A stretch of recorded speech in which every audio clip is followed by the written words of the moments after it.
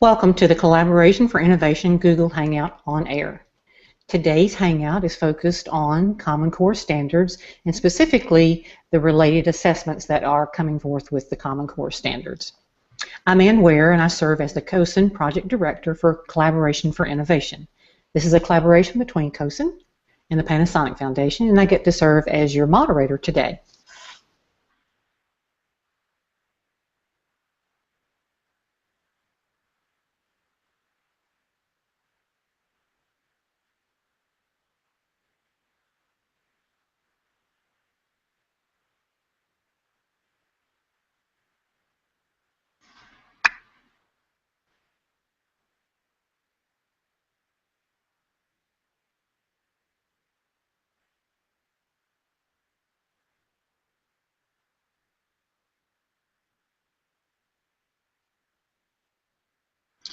Well, and it looks like maybe you're muted.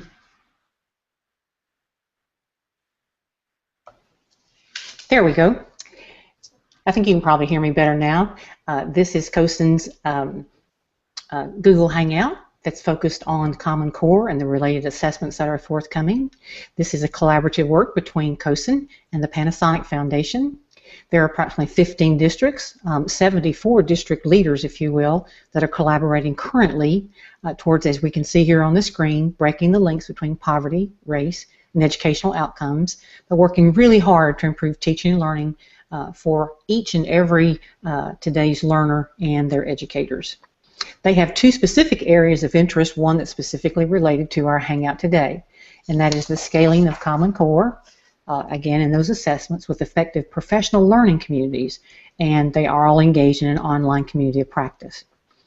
They're also focused on increasing student engagement through a digital transformation, supporting a 21st century learning environment. As we said earlier, today's focus is on Are You Assessment Ready?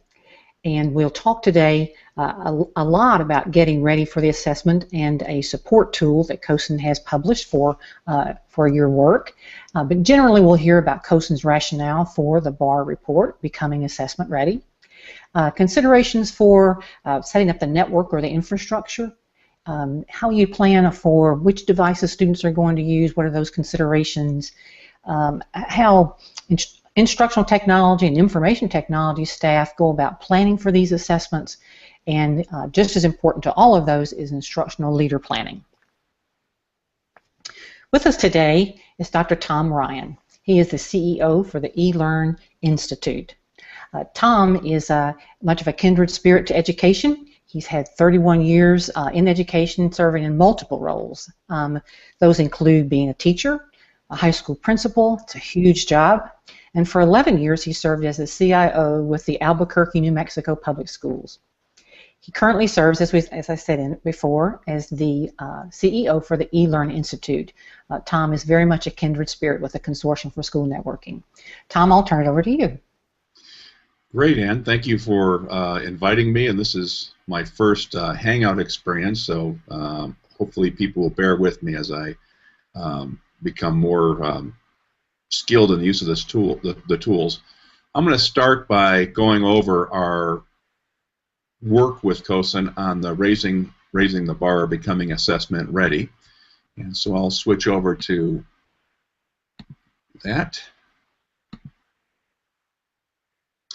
So COSIN and ENA got together with the eLearn Institute to look at putting together a white paper that takes case studies from school districts of different size, large, medium, and small, and gives the case study gives us a look at how they're planning for their Common Core assessment, realizing that different states are in PARC or Smarter Balance, or they may be in large urban districts or small rural districts, and have peer-to-peer support, identifying some of the major challenges that folks are having from a school's perspective, and providing some recommendations on what we should be doing next. So the paper came together, and it's really in 5 different sections: an executive summary, which gives a shorter version of the paper. We also had frequently asked questions that were responded to by PARC and Smarter Balance. The full white paper, which is actually a lengthy document, the individual case studies from each of the 3 school districts we went through, and then a set of recommendations. The 3 school districts that we looked at were Metropolitan School District in Warren Township, has about 11,000 students. This was our medium-sized district. West Side School District in Idaho, which has 635 students. And then Metro Nashville Public Schools, which is our larger urban with 83,000 students. And each one of these districts, because of their size and location and the type of assessments they're doing, had a different approach. And we did a case study for each one of these, and that's part of our resources that are online. We also did a national survey and looked at 5 different categories of questions that people were asking. They kind of revolved around training and professional development, device and device management, funding, and then infrastructure, building the infrastructure to support that. And then any of the other questions that came in, we kind of lumped them into this other category. And then we had the folks from Smarter Balance and from Park respond to the questions that our survey generated. And we did this also in video, so that's also located on the COSN site, the video responses to the questions. And then finally we came up with this 8 recommendations and readiness checklist. That's what I'm going to go over today. What were the 8 things that came out of the school districts, whether they were the case studies that we did or interviews that we did with other folks and some of the professionals in the area. The list of 8's there, but I'm going to go through these quickly, and I think, Ann, they're going to respond directly to the questions that you asked because they're the same things that folks out in the schools were asking. So the first one, the first challenge that we found is not a lot of school districts are really responding to this in kind of a collaborative way in which all of the districts involved. We might have the assessment team working on the assessment part, or the IT group is looking at the computers and the network infrastructure, and professional development is kind of working on getting teachers and administrators ready, and then you've got curriculum instruction that are focused on how do we implement the Common Core standards within the organization. And there's kind of a hope that all of this comes together and everybody's work builds to this online assessment, and that's really not the right way. You've got IT maybe buying computers that don't necessarily fit on how we're doing instruction. You've got kids that were trained on in labs, and then they're going to take the tests on tablets. So there needs to be a better cross-functional design team that's meeting throughout the year to look at how do we design this assessment. We also found there's a big gap between what's happening at the district level and what's happening in individual schools, and really the critical part is setting up that schedule at the school. So having this planning team, planning backwards now 12 months from the high-stake test that's coming up is critical, and also having a response team during the assessment that quickly can respond to issues. I know when we were doing online assessments, we'd have a call from a school that something doesn't work, and we'd send out the network tech. The network tech would get there and find out it's not a network issue, and call back, said we need to send out the hardware folks. They get out there. It's not really the device. It turns out it's going to be the application, and actually, more often than not, there was a substitute in the classroom and didn't receive the proper training. And so we want to have a team that's combined of all of those different groups so that they can respond very quickly, because we don't have time in the schedule for the lab or the classroom or the student not to be able to access a test within a few minutes of when they're supposed to start. And then they build an assessment or a strategy that they're not just waiting for problems, but really looking at how do we get out in front of challenges that might face us. Second big area was funding, and there's not new money coming in, and we all know that. So how do we shift funds from some of the other practices? This is another part of that strategic planning process. Most school districts realize they're moving off of paper-based textbooks and other resources as their primary instructional tool, but they haven't put together a strategic plan that says 2016, 2015, whatever, we're going to be off the paper and onto digital resources. And that's going to take some massive planning because most of our school structures are built around school buildings using paper as their instructional resource. And in order to move from not paying for those and shift those resources into the online tools that are necessary to be successful with the assessment or even to teach Common Core in a Common Core manner are going to be a challenge. How do we consolidate those? And also there's a ton of great open educational resources that are available, but again, they have to be planned and strategized, and it shouldn't be kind of anytime you want to adopt kind of a model, but something that's strategic and that is system-wide. The third area, which sounds kind of counterintuitive, but is really important, is if you're not embedding the technology into the classroom for the whole year, delivering in a high-tech environment, then the teacher or the kids won't be ready for the test. We need to make sure that kids feel comfortable. In fact, we interviewed students, and the students were saying, don't teach me on paper pencil and then test me online. It's obvious when you start thinking about it, but I think, again, especially if we're not creating the strategic plan, we assume it's all going to come together on test day, and there's just too much in the high-stakes test for an assumption to be made that kids are going to feel comfortable, that teachers are going to feel comfortable, and they're not testing content anymore, they're testing skills on technology. So we don't want to have that be a barrier. The assessment should be a natural part of instruction and not a special event. In fact, we don't recommend that folks, if they can avoid it, take the test in a computer lab, but in the classroom where the teaching and learning is going on. That's where you're going to have the greatest success with kids when they take it. So it's not really about getting ready for online assessments, it's really getting ready for Common Core and making sure that kids are set. And we've also found, especially after this last round, that those schools that had lots of pilot tests and really had gone through the assessment prior to taking the assessment had less problems than those schools that were trying to adapt on the fly. Robust professional development. I think the big surprise in this one was it's not only for the teacher. Lab technicians are going to have to learn the skills. Administration, making sure that substitutes coming in the classrooms also are trained and skilled so they know how to support the assessment. The second part is kids need training.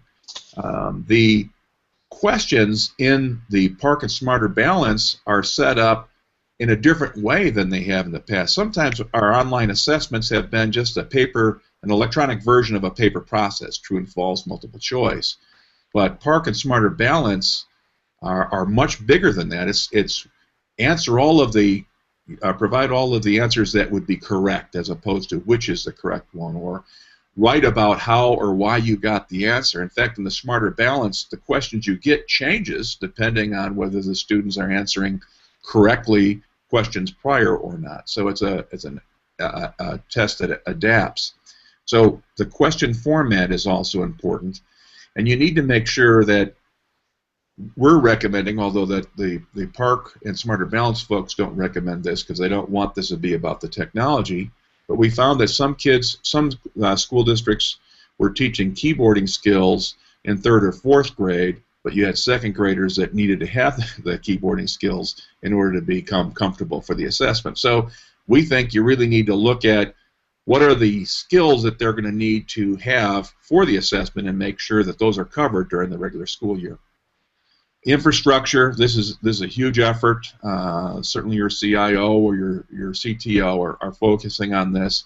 There's lots of different ways. The paper, white paper, identifies a couple different ways that you might be able to take better advantage of your infrastructure. Certainly the easiest way is to make sure that when you're doing your testing, all other things in the district, you're not having folks watching YouTube videos and listening to music online, etc. during the assessment.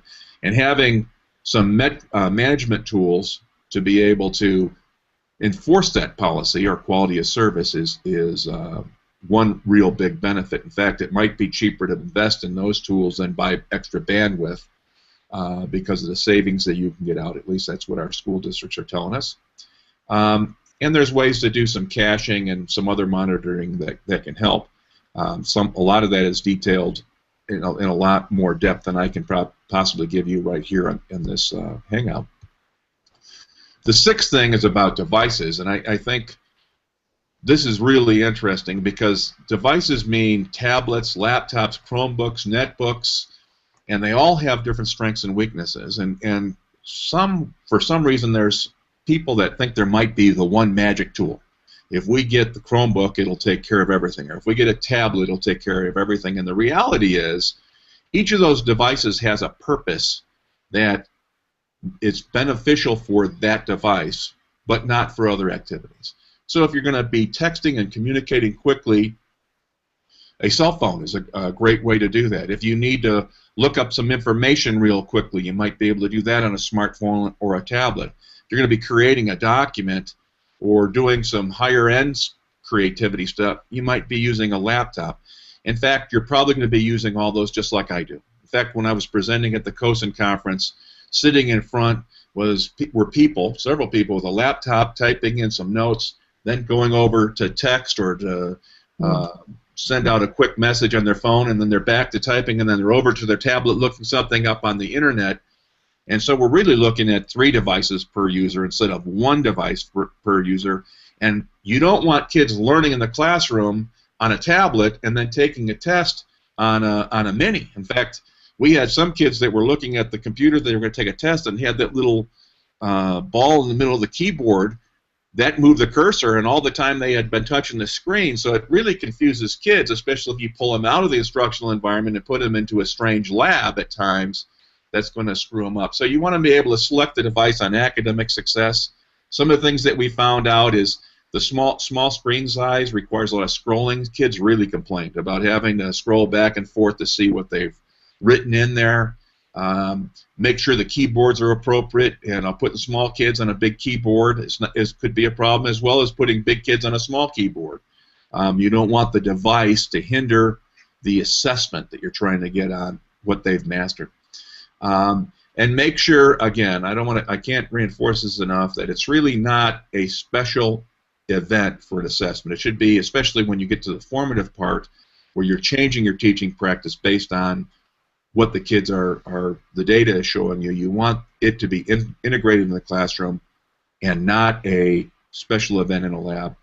And certainly make sure we keep adding more and more devices and more infrastructure. We're not putting the support and maintenance that needs to support an expensive investment, whether it's an infrastructure or device. On the there's 2 left. The last 2 are kind of well, they're not being done as well as perhaps they should be. They get overlooked. Communication, big gaps between what's happening at central office and what's happening at the school, what's happening at central office and what's happening with the state.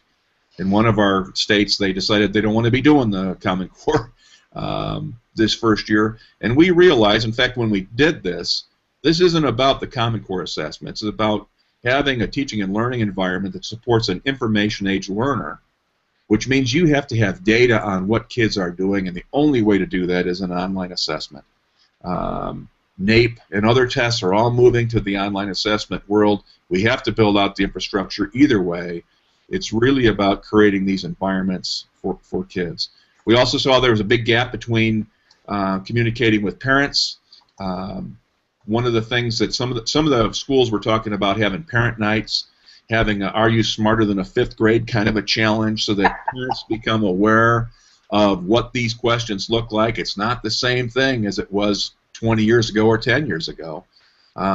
Advertising or promoting in broadcast news, the same kind of a thing, or putting some of the questions in the newspaper.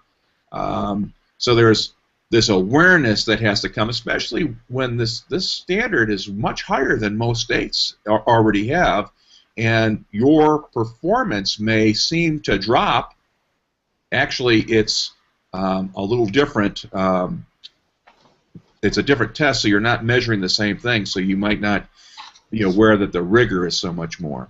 And then the last one is paying attention to logistics, and we've got some interesting stories. In fact, we're working on this next part again. figuring out all the things you can do before the test is done so that when you do take the test, you're not running around trying to take care of things that you should have had taken care of before. Whether they're having the right cables or having enough cables or having power strips or extra power cords, making sure that some of the schools are testing their networks when they just do one classroom or two classroom, and then the test comes and they're doing all the classrooms. Well, that has a density impact on your network, and you don't want to be surprised about that on the day of the test.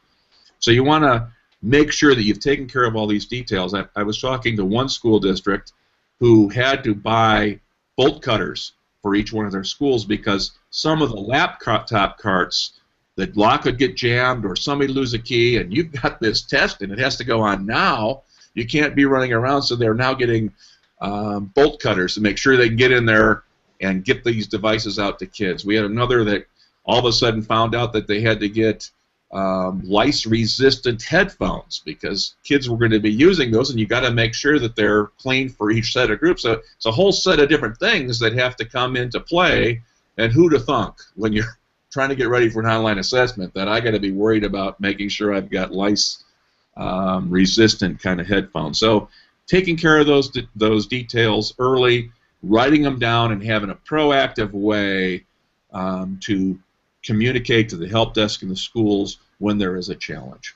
So, Ann, that's basically our presentation. So, let me make sure So, Tom, I know you mentioned that you had collaborated with 3 school districts of different sizes.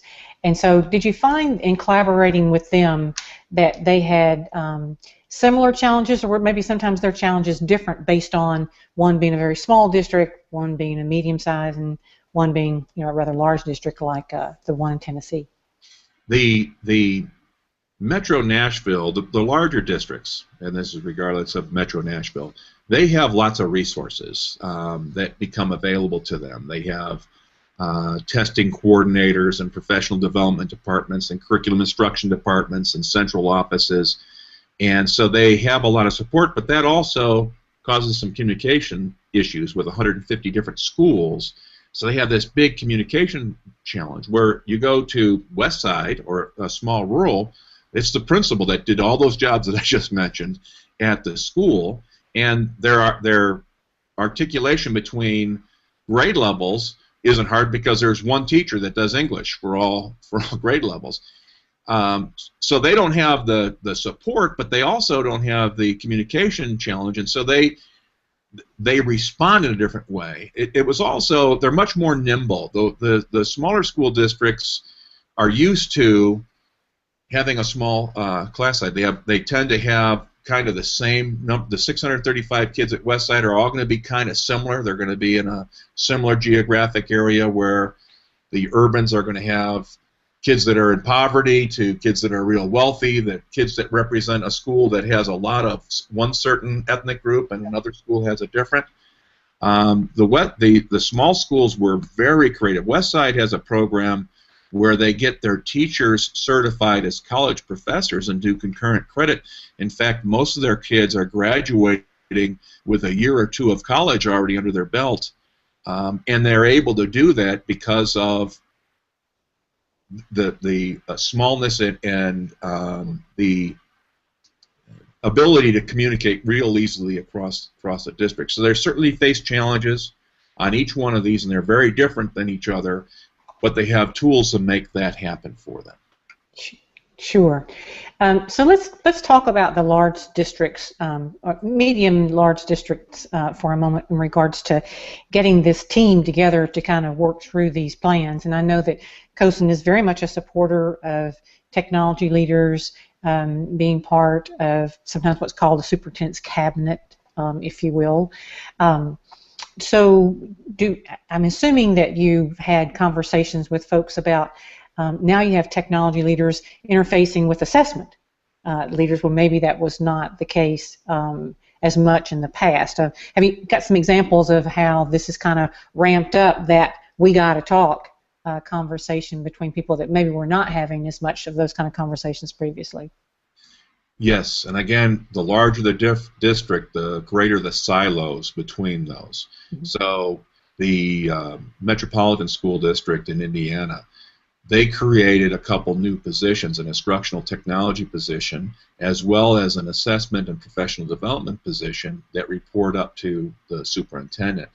They see that the link between the technology that the teachers and students use or need in a Common Core environment Mhm. is critically integrated.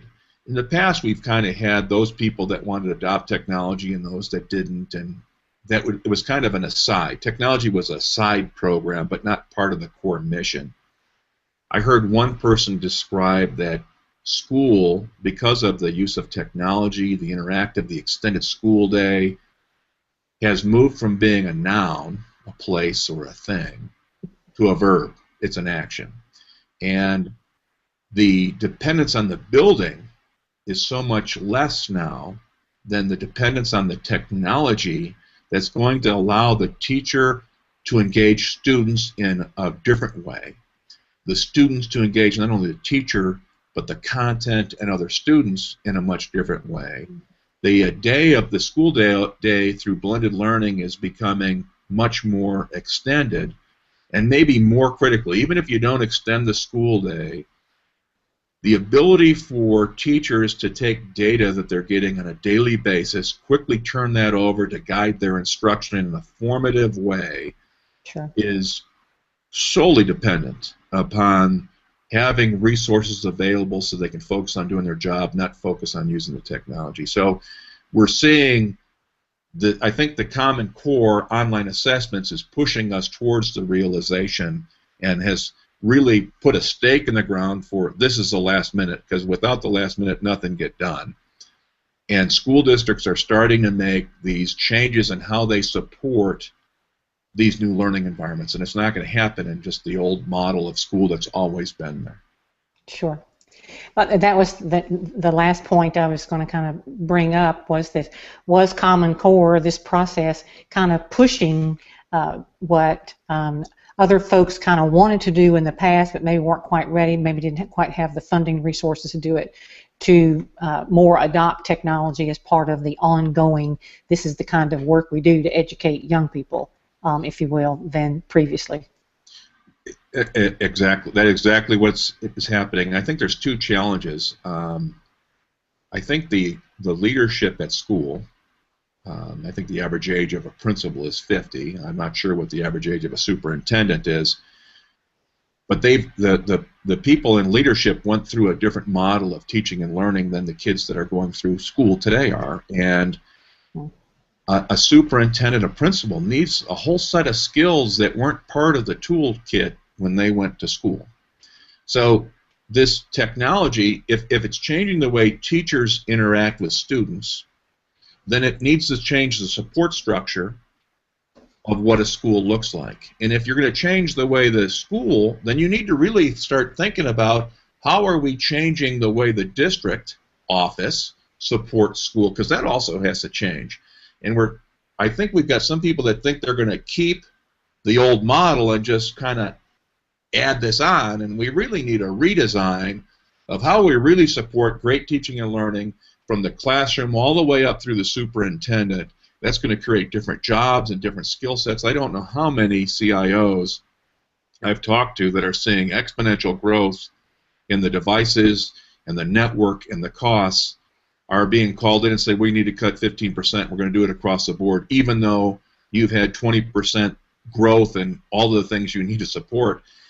And that's not a wise way of moving to the future. This creating in fact, I've been advocating that we really need to start looking at a executive position within the district that's kind of this digital transformation specialist that recognizes the critical role of how we need to teach in a formative way, and then the tool sets for technology. It's not kind of the old CIO position where we're a break-fix shop and you tell us what you need and we'll go fix it, but a partner at the table at the very beginning that's bringing these pieces together. I spoke to a group of finance officers last year, and they recognized that we need to make this shift to digital. They all raised their hands and said, yes, this is happening. We got to do something about it.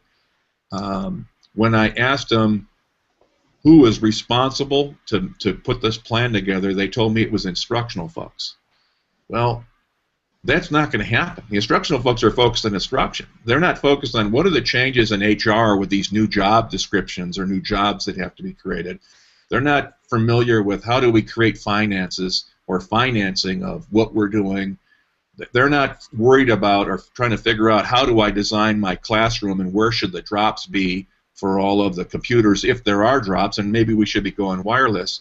We really need that whole leadership team, the superintendent, CFO, HR person, assessment people, all coming together and really building out a model for the future and then a roadmap to get there.